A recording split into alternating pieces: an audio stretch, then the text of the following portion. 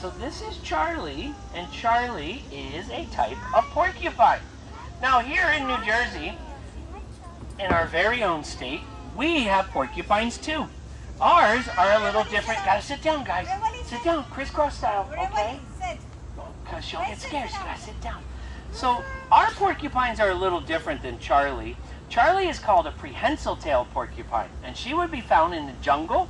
And if you were looking for her in the jungle, you would look up in the trees. She is an incredible climber. Right, Chart? You want to show them what makes you such a good climber?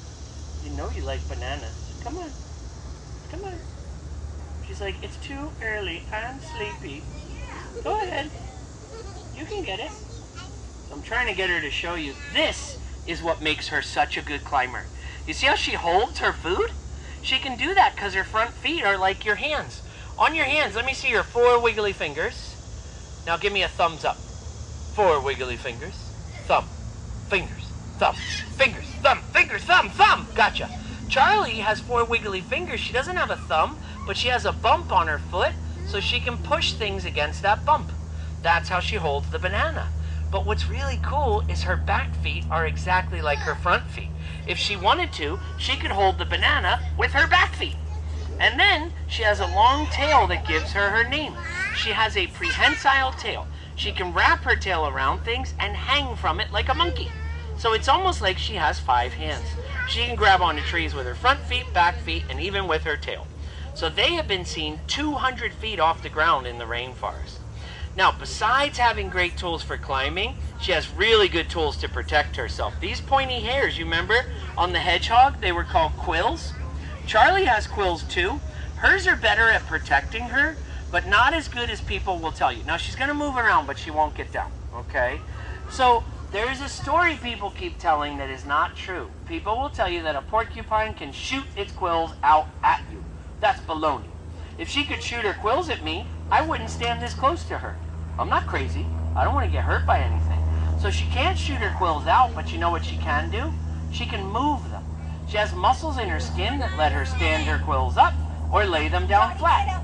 So it's really cool. She can change her hairdo, and she doesn't need gel or a blow dryer.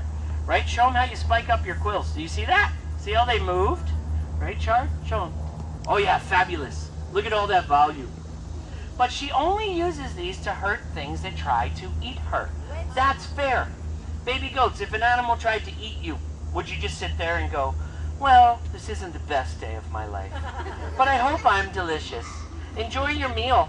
I'm going to sit here nice and still so you can chew me up into 10 million pieces. No, you would protect yourself. What Charlie does when danger comes is she gives warnings. The first one is she'll stand up and spread out her quills. She kind of says, look how big I am. Maybe you don't want to mess with me. If the animal keeps coming, she'll do this funny warning dance where she stomps her feet and shakes her quills. So she kind of points her toes and goes like this. And basically she's saying, look at my weapons, man. You don't want to mess with me. If the animal still tries to bite or scratch her, she'll push back at it and poke it with some of her quills. Now, do you see? Do you see how it's white on the end? Now, this white part has hundreds of little tiny hooks. That's what makes this so good at protecting her and why people think they shoot them out. So when danger comes, she raises her quills. Still keeps coming, she does her dance. The animal still tries to bite or scratch her, so she pushes back. The sharp part goes into its skin. The hooks on the white part hook on, and when the animal says, ow, and pulls away, her quills come right off, and they stay stuck in whatever touched her. If one of these touches you, just a little bit, like this, boop, it sticks there. Now, this is no big deal. I've only touched the tip of it to my skin. It hangs on because a few hooks are holding on to me.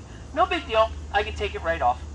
Now, if I tried to touch a wild porcupine, when it pushed back at me, it might stick almost half of the white part into my skin. Hundreds of hooks would hook on. And when you try to take it out, it does not come out. It goes like this. Ow, ow, ow, ow. One time I was cleaning up after Charlie. She walked up behind me and I didn't know she was there. I slipped and I went to put my hand down. My arm went right across her back and I got about 10 of these stuck so far in my arm, I could not pull them out with my hand. No matter how hard I grabbed and squeezed, my finger slid right off and the quill stayed stuck in my arm. So I had to go in my garage and get these special tools called pliers.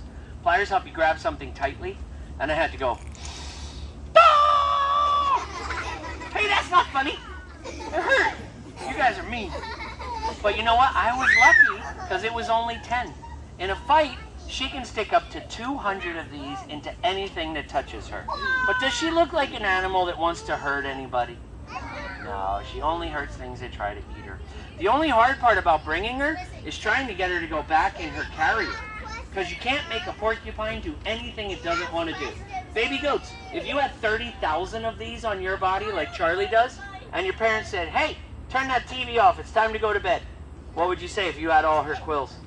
You'd be like, yeah, right, try to